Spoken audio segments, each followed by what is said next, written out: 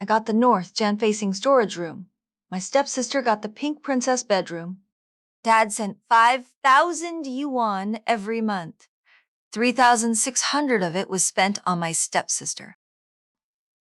Mom said, "You're the big sister. You need to be more generous." I was only 9 years old. I didn't know how long I'd have to keep giving in before I was considered, well, gent-behaved enough.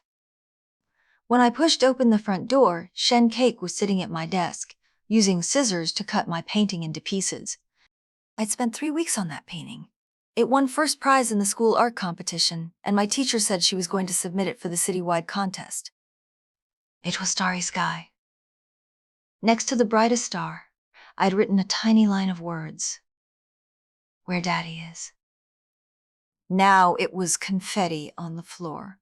Kiki snipped the last strip into thin ribbons, snip, snip, snip, and began gluing them onto her own blank sheet of paper. I charged over and snatched the scissors from her hand. "What are you doing?" Keek's lip trembled, and tears gushed out instantly.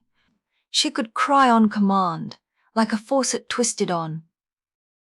"Mommy Jaiji is being mean to me." Mom's heels came click-gang. She pushed open the door and swept Keek into her arms. "Don't cry, sweetheart. What happened?" She grabbed my scissors and yelled at me. Keek buried her face in Mom's chest, peeking at me from behind Mom's arm. In that peek, there wasn't a single tear. "Mom!" I pointed at the floor. "She cut up my painting for the contest." Mom glanced down at the scraps. She didn't even pause for a full second. "Zhong Nianian, why are you yelling at your little sister? She's so young, you scared her." "She cut my painting. The painting already won the prize, didn't it? Just take a photo and keep it. You're the big sister. Be more generous." "It's not just a piece of paper. I was supposed to go to the city comp." "Then paint another one." Mom stood up and brushed the dust off her skirt.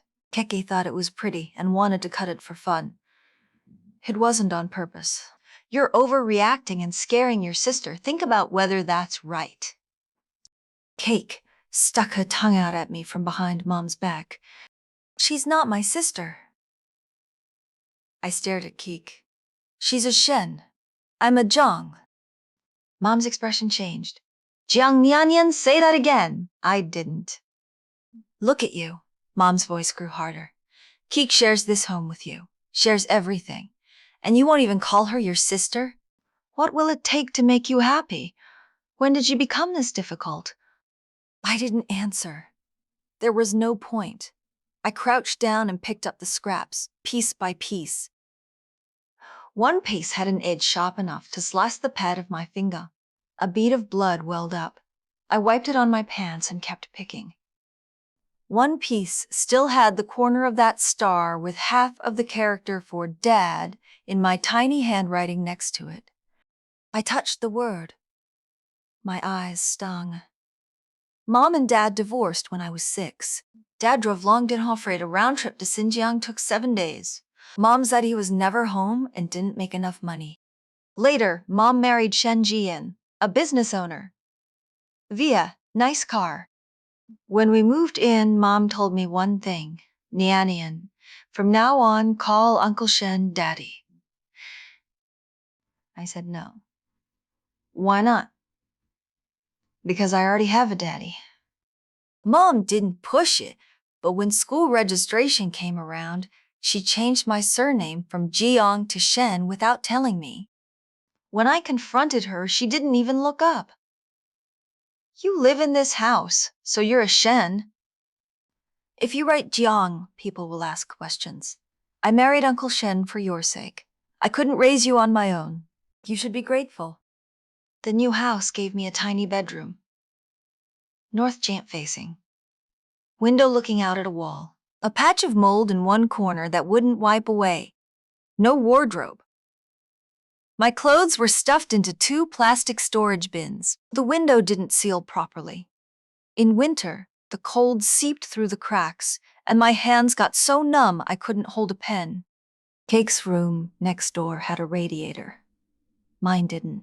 It was her father's house. She got the better room. I didn't have a problem with that. But I had a problem with certain other things. On the first night after we moved in, I placed Dad's photo on my nightstand. In the picture, Dad was holding 2 years old me on a park bench smiling. He'd made the frame himself out of wood, with little flowers carved into it. The next day after school, the frame and the photo were both gone. I went to Mom. Mom, where's the photo from my nightstand? She was slicing fruit in the kitchen, didn't look up. Put it away. Having it in your room isn't appropriate. It would make Uncle Shen uncomfortable. It's a photo of my dad. I know, but you're living in Uncle Shen's house now. Be mindful. Where did you put it? In the box on top of the cabinet. That old wooden frame was falling apart, so I tossed it. If you want a photo, I'll buy you a new frame. That frame was made by Dad himself. He spent 3 nights on it, sanding it smooth with sandpaper, pass after pass, carving 4 small flowers on the corners. That evening, I found the frame's pieces next to the dumpster in our complex. There was a deep gouge in the wood, the shape of Mom's stiletto heel. She hadn't just thrown it away. She'd stomped on it. Back in my room, I taped the photo to the wall above my bed with clear adhesive tape. 4 days later, Dad sent a package from out of town. A set of 40/80/17/8 colored pencils, the expensive kind. A note was tucked inside. Nyanyan, I heard you like to draw. Daddy picked these out for you. Draw something beautiful. I didn't even get to open it before Mom took it. Cake wants some too. You two can share half each.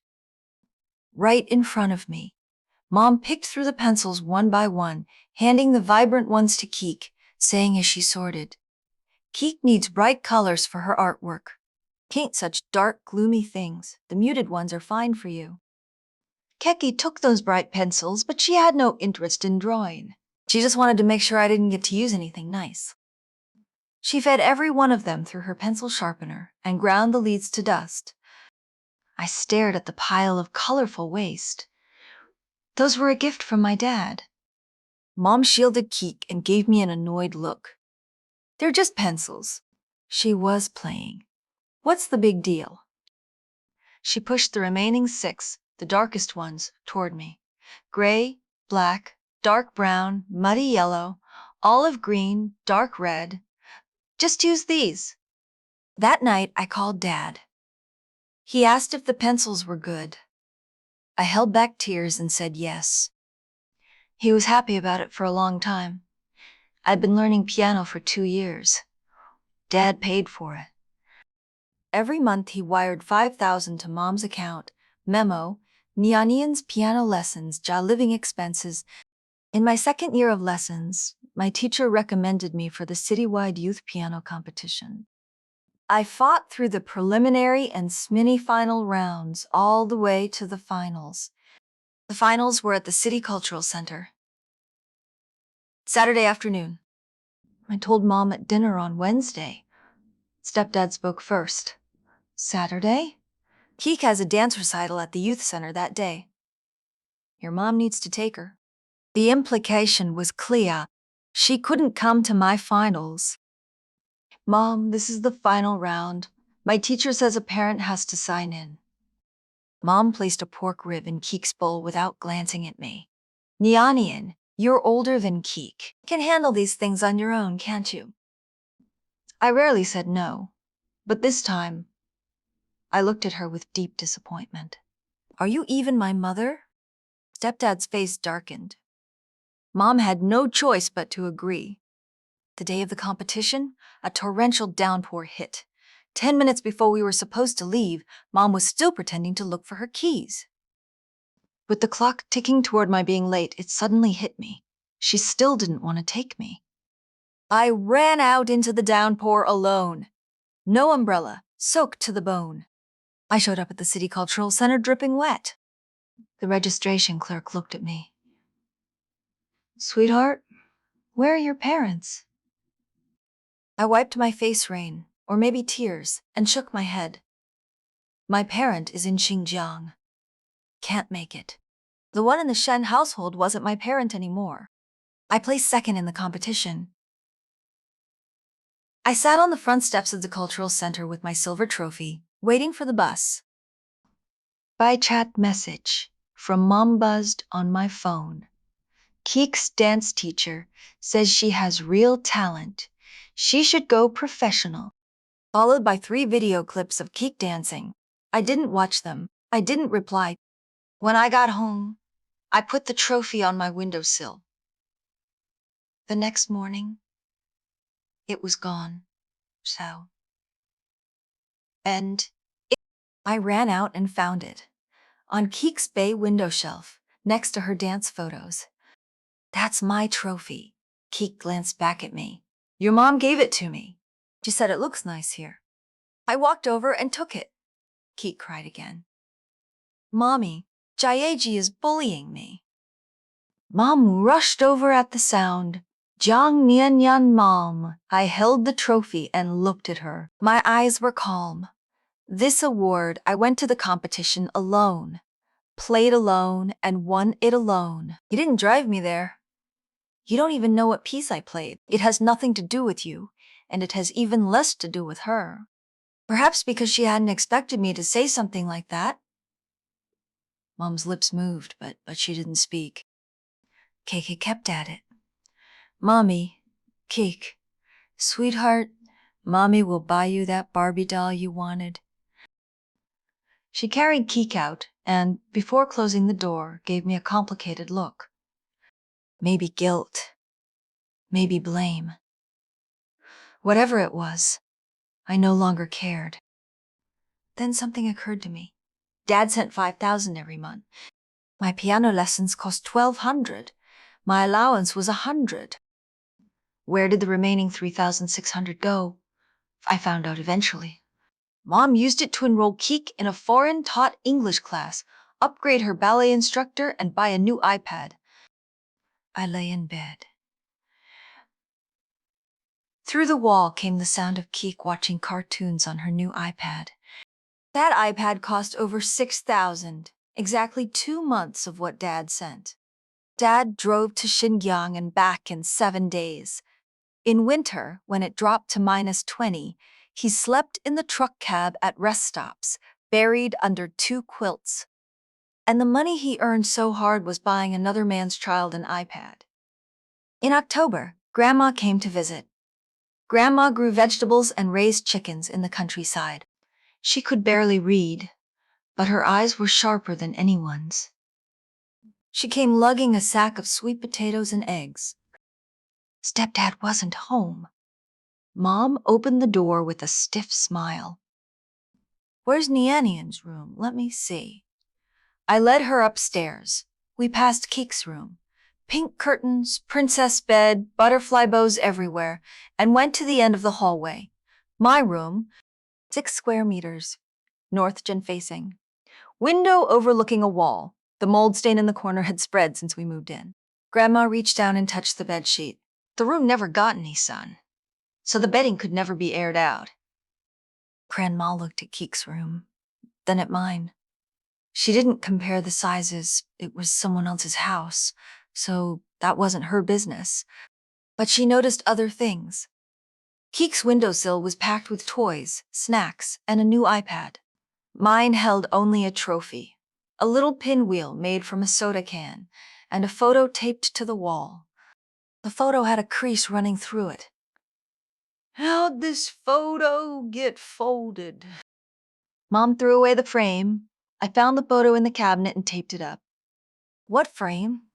The one Dad made from wood, with the flowers carved on it. Grandma's hands rested on her knees. The veins stood out one by one. Nanian, tell Grandma the truth. Are you doing all right in this house?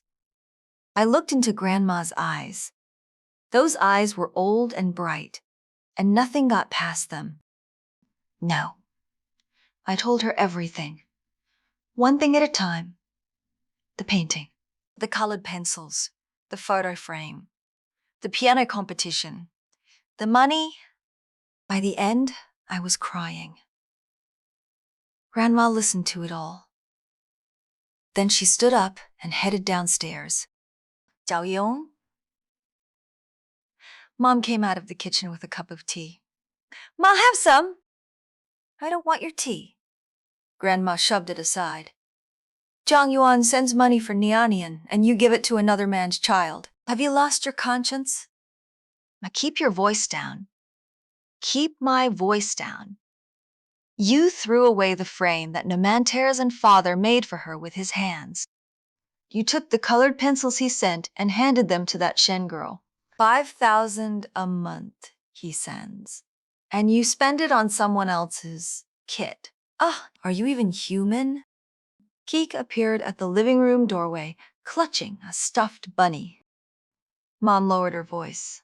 Ma, not in front of the children.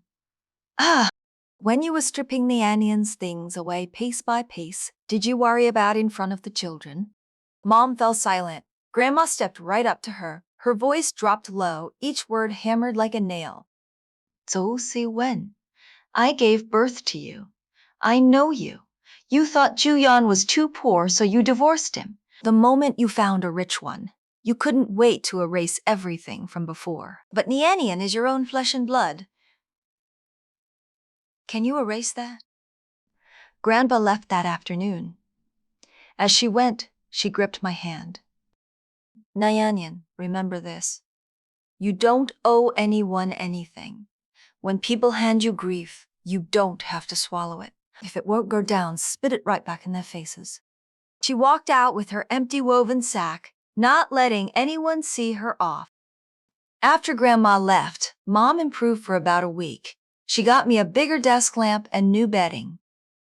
But when I crawled under the new comforter that night, I found Keek's crayon doodles on the corner. It was Keek's old comforter passed down. November 16th was my 9th birthday. I hadn't had a birthday in a long time, so I gathered the courage to ask Mom if we could get a mango cake. Sure, she agreed without hesitation. On the day, a Saturday, I put on the blue dress Dad had sent and ran downstairs.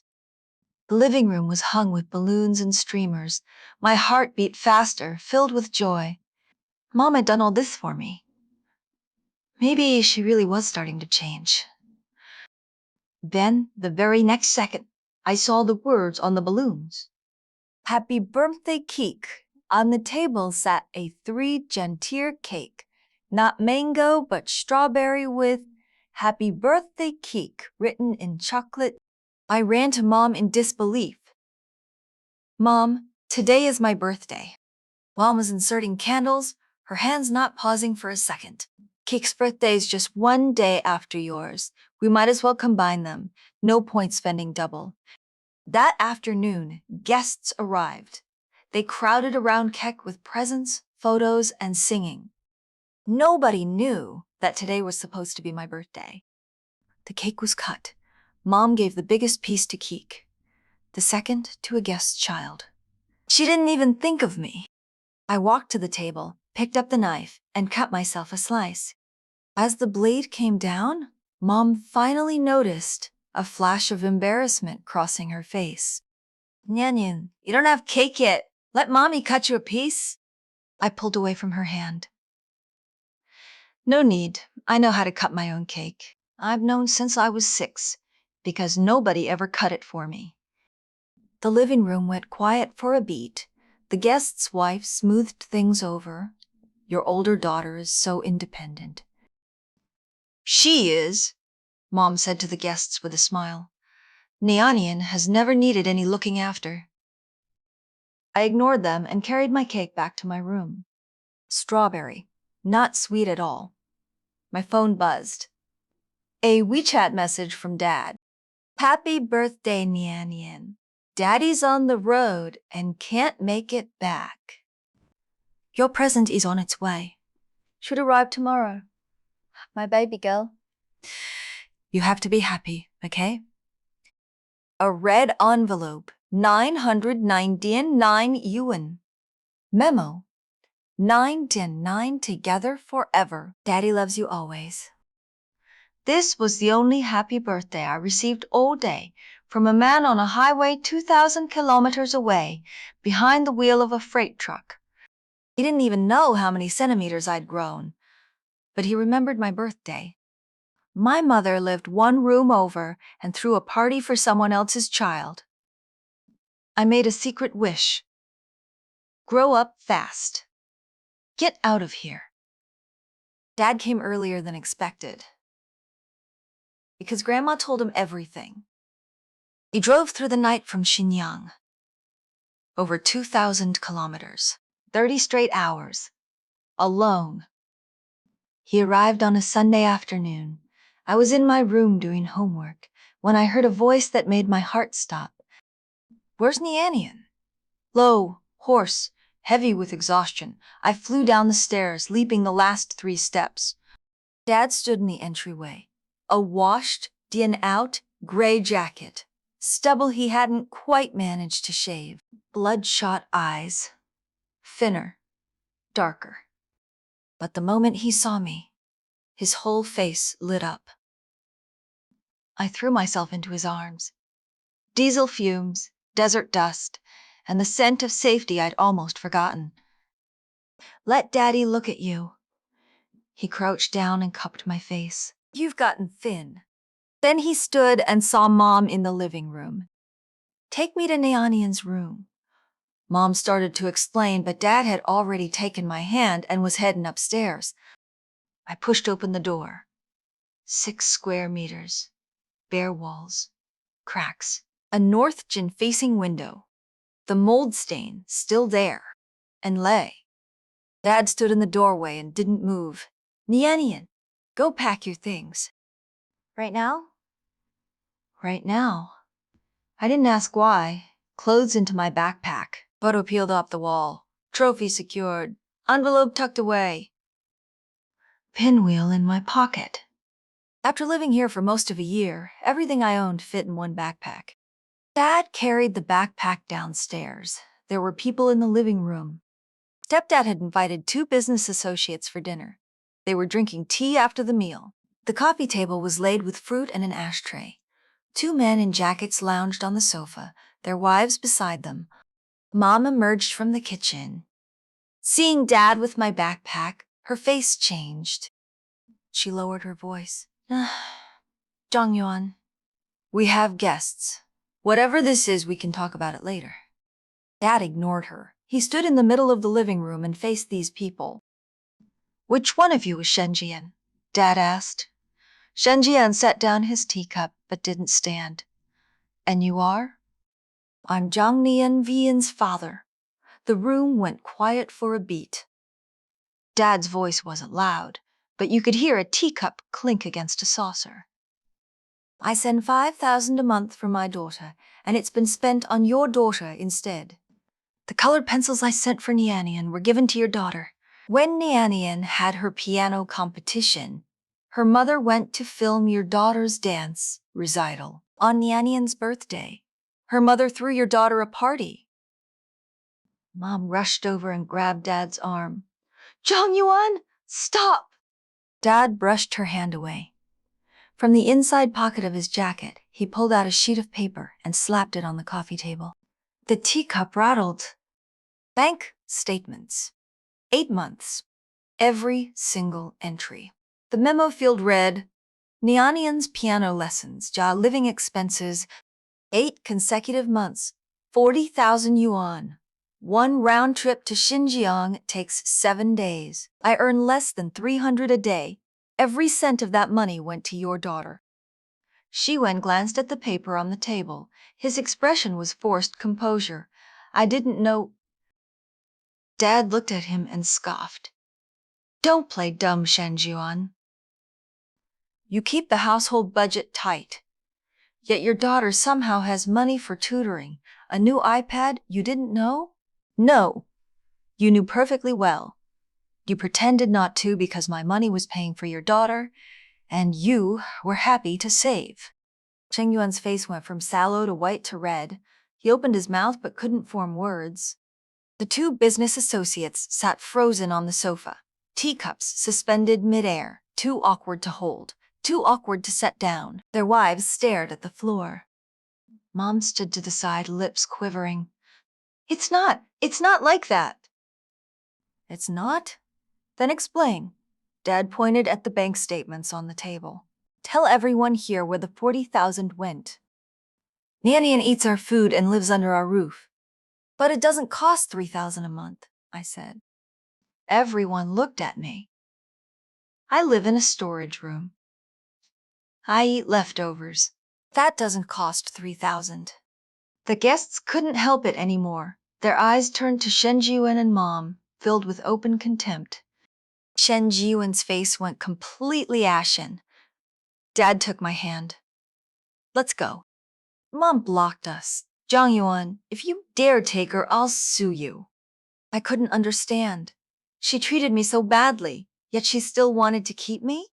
Thankfully, this time, Dad wasn't willing to let go. Then I'll see you in court. At the front door, I looked back one last time. Shan Jiwan was still on the sofa, teacup in hand, motionless. His two guests and their wives were already standing, reaching for their coats. His entire afternoon was ruined. The custody battle lasted 2 months. The lawyer's fee came from Grandma selling 5 of her goats. Dad told her not to. Grandma said, goats can be raised again. If Nianian is ruined, she's gone for good. In the courtroom, evidence was submitted piece by piece. Bank statements, school registration forms, photos of my room, the envelope of paper scraps. Mom's lawyer said she had been somewhat negligent. She never hit me, I said. She never cursed at me. The judge looked at me. A flicker of hope crossed Mom's eyes. She just gave everything good to someone else. And then, in the gentlest voice, she told me to be mature, to be generous, to give in to my sister. She made me believe that being unhappy was my own fault, because I wasn't generous enough, because I wasn't considerate enough. But I'm only 9 years old. My voice didn't shake. Even I hadn't expected that. I shouldn't have to learn at this age how to ride the bus alone to a competition, how to sign myself in, how to cut my own birthday cake, how to say goodnight to my father's photograph. She never hit me, but she made me feel that I wasn't worth loving. The courtroom was so quiet that the only sound was the air conditioning. The judge asked me who I wanted to live with. Daddy! Why? Because when he sent me those colored pencils, the soles of his own shoes were worn through. He earns less than 10,000 a month and sends me 5,000. What's left goes to fuel, tolls, truck repairs, and food. In winter, he sleeps in the truck cab at rest areas. -20 degrees, 2 quilts. He remembers my birthday. He remembers I like to draw. He remembers I'm learning piano. He's not with me, but every yuan he sends, every gift, it's all for me. Not for someone else. I glanced back at Dad. He was sitting at the plaintiff's table with his head down. His shoulders were shaking. This man who never shed a tear at -20, he cried in the courtroom. Custody was awarded to Dad. Walking out of the courthouse, Mom came running from behind. Nyanyan, Mommy really does love you. I didn't know how to love both of you in that house. I turned to look at her. It wasn't that you didn't know how to love us both. You just picked the one who was more useful to you. Dad took my hand and we walked away. I didn't look back. Dad sold his truck and found a job driving a city bus. 6,000 a month, less than before, but he came home every day. Grandma moved in from the countryside to help with meals. We rented a small 2 Ojun-M apartment. My room faced south with a big window. Sunlight streamed in from 8 in the morning until 3 in the afternoon. No princess bed, no butterfly bows, but everything in it was mine, nothing to share with anyone. Dad went to 3 different art supply stores before he found the same kind of watercolor paper as before.